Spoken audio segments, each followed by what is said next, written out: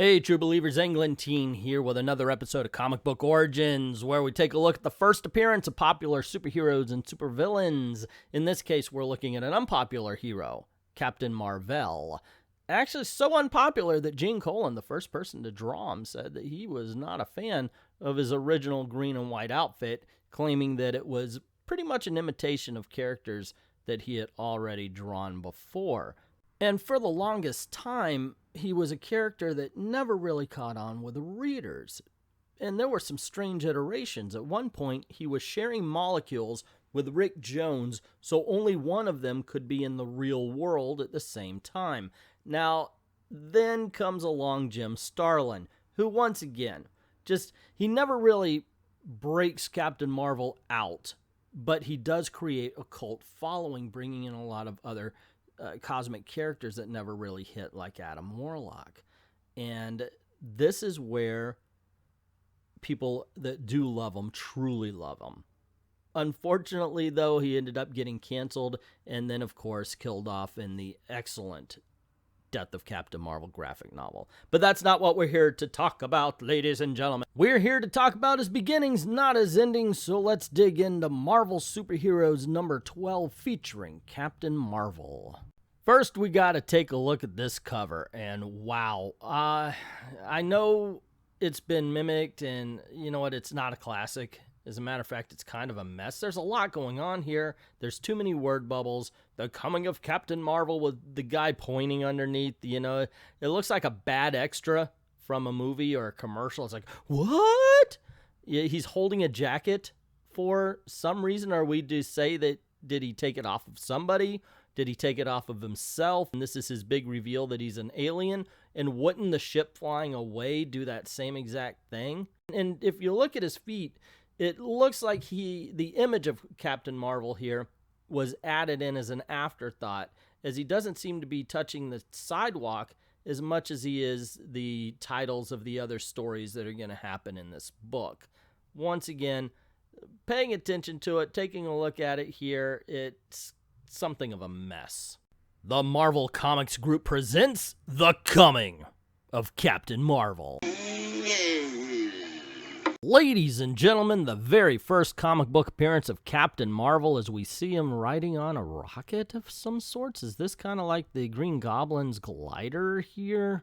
It sort of has it, except for his feet don't seem to actually be riding on it. So it really looks like he's doing a split mid-air while this rocket is flying beneath them. Very, very bizarre splash page here. Phase 1, and so it begins. Apparently crotch burn. That's what's beginning, crotch burn. At the break of dawn, a mighty starship approaches the tiny planet Earth, a ship which has traversed half the universe to reach our unsuspecting world from the far-off galaxy ruled by the mysterious Kree. Into your battlesuit, Captain. Prepare for landing. Medic Una will administer the breathing potion to you. Only to Captain Mar-Vell, sir? What about the rest of the landing party? There will be no landing party. The Colonel's ordered me to carry out this mission alone, but it's against all standard practices. Quiet, my darling. You know the Colonel's real motive. So long as he loves you but knows that your heart belongs to me, he'll do anything to keep us apart. But sending you alone on a mission such as this can mean only one thing. The true objective of Colonel Jan Rog is to make sure that you never return alive. You gotta love the fact that right away, man, that just pile on the melodrama. And before we even know what this mission is, we've got the love triangle going on. God bless Silver Age melodrama. So the Colonel orders them not to whisper in his presence, and Una brings out the breathing potion, to which the Colonel explains information that he should know, so it's just for our benefit, that if you should be forced to remove your protective helmet, that potion will allow you to breathe for 60 Earth minutes, which makes me think, okay, but how does it know when to activate? Is it just as soon as the atmosphere hits? And if so, how do you calibrate that to each atmosphere of every planet you ever...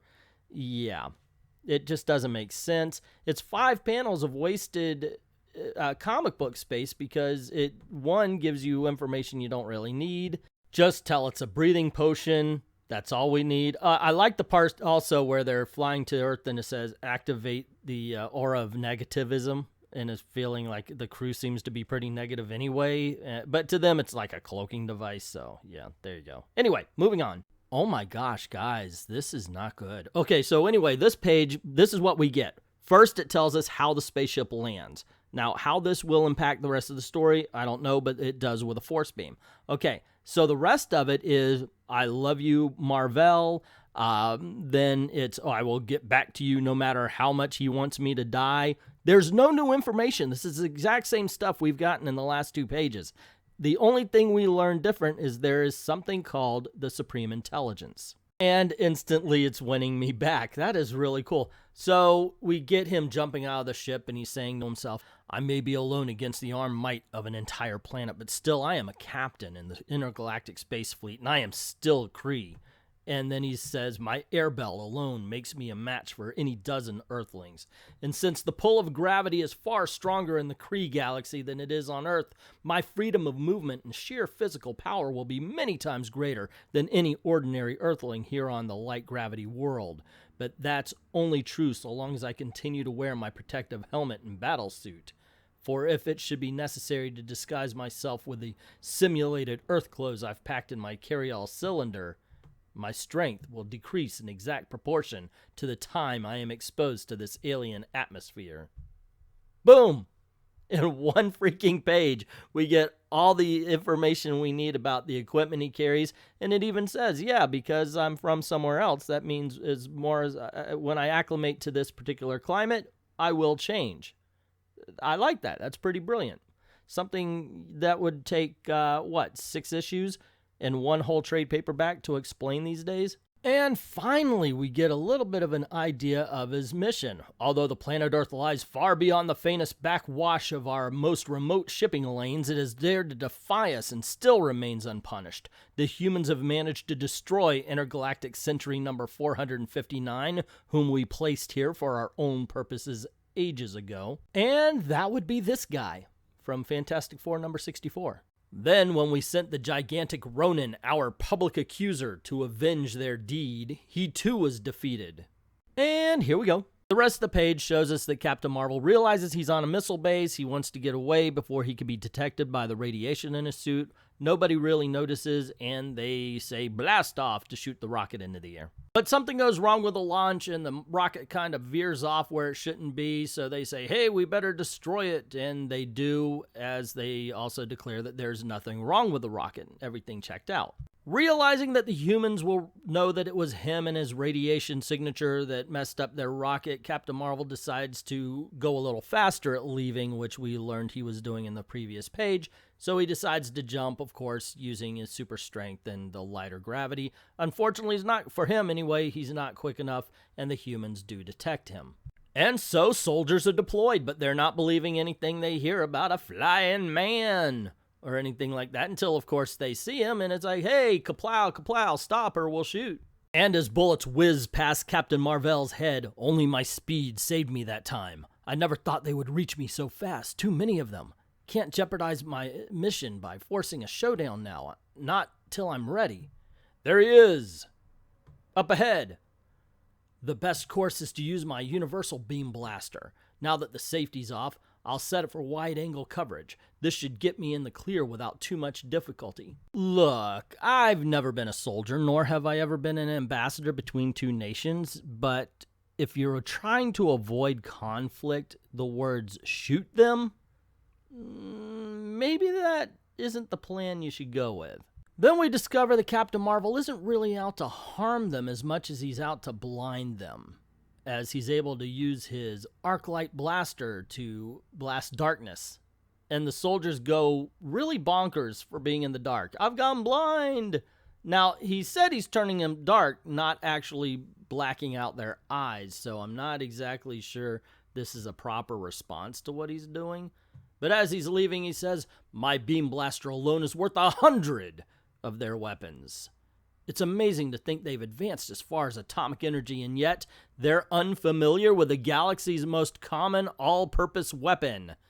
For the beam blaster can do almost anything, depending upon the size and intensity of its arc light. And so Captain Mar-Vell decides that it's best for him really just to kind of lay low, so he does put on the civilian clothes that he had packed in his tube, and he's got money as well, somehow, for some reason. And so he checks himself into a hotel where he starts to worry if Una will trade him in for the Colonel if he doesn't return in time. Dude, if she is that fickle, she is not worth it. Captain Mar-Vell's wrist begins to hurt in such a way that he can only talk in vagaries. It's the Colonel, only he has the power to... it's beginning to happen now. I'm paralyzed, can no longer move. Then we cut to the spaceship, where we hear, "All is in readiness, Colonel." Good, good. He has been immobilized. Let us finish the job and then return to orbit. Medic Una, maintain pressures at 4,000 ETUs. At my command, begin transferal. The Colonel warns Una to be careful because the transferal can kill him if there's one slight slip-up. And the monitor that's on their table disappears and appears on Captain Mar-Vell's wrist, where he says, from now on, they'll be able to track me anywhere and contact me anywhere, and I'll never be free. He's then immediately contacted by who he thinks is Jan Rog, the Colonel, but instead, Captain Mar-Vell, heed the words of the Imperial Minister of the Supreme Intelligence. Our intergalactic sentry has failed in his Earth mission, as has Ronan the Accuser. Now it is you who have been chosen for the task. Know you this then, Space Warrior. You must succeed or die. In the name of the everlasting Kree, I now break contact. And at that very second, my hour is up. Can't breathe. I have to put on my helmet. No trace of the ship. Now, here, I stand, truly alone. Unknown and unsuspected, I hold the fate of a planet within my hands. Next issue, the attack. What mission? We were never told what the mission was. Okay, so there you go, gang. The first appearance of Captain Mar-Vell, Marvel Superheroes, featuring Captain Mar-Vell, number 12. What did you think? Personally, it probably is the worst book I've done one of these for. It's the worst first appearance so far. I'm having a hard time thinking, is there anything I liked less than this book? It's sloppy. The art is okay. Actually, Gene Colan did a good job for not liking the outfit, and the outfit is very generic, and that's a big problem with this story right here. It's an incredibly generic comic book. It's Spaceman #1. I can see why this didn't really appeal to readers back then. There's nothing about it. Plus, it's so vague. It's really like a modern-day comic. There is no now. There's always really cool things about to happen, but nothing is really happening right now, and that's what happened in this issue. There was action, but it didn't mean anything because we had no ties to the action at all. We didn't understand what was going on, or at least I didn't. I can't project on you. Also, did it feel like Captain Mar-Vell was the bad guy to you? It really did seem that way. It's, okay, so you're invading Earth, you're bragging about being more powerful, you bring weapons, you attack a military base for some sort of mission that happened when two villains of previous comic books failed. So, yeah, it's not easy to get behind the character when you're setting him up to be the villain. I guess there you go. That's my take on the first appearance of Captain Mar-Vell. What did you think? Did you like it? Hate it? Tell me in the comments below. Also, what do you think about the videos, and who are the characters that I should be doing next? I've got a small list here, but I'm always open to your suggestions because basically it tells me what to do. You know, this is a lot of fun, and there are some that I'm going to save. Obviously, Shazam's coming around, Shazam the movie. It's just going to help out views. That's the way it works. So I will get to anything with that kind of thing going on. But yeah, please, by all means, let me know your suggestions. Also, if you like the video, click on any of the boxes that are popping up. Maybe you missed a previous one, and that should be what's popping up around you here. I'd like to thank everybody who's gone over to Ko-Fi and to Patreon and helped me out, helped me make videos for you. And please don't forget to do that yourself. And to everyone, all of the true believers, thank you very, very much for watching.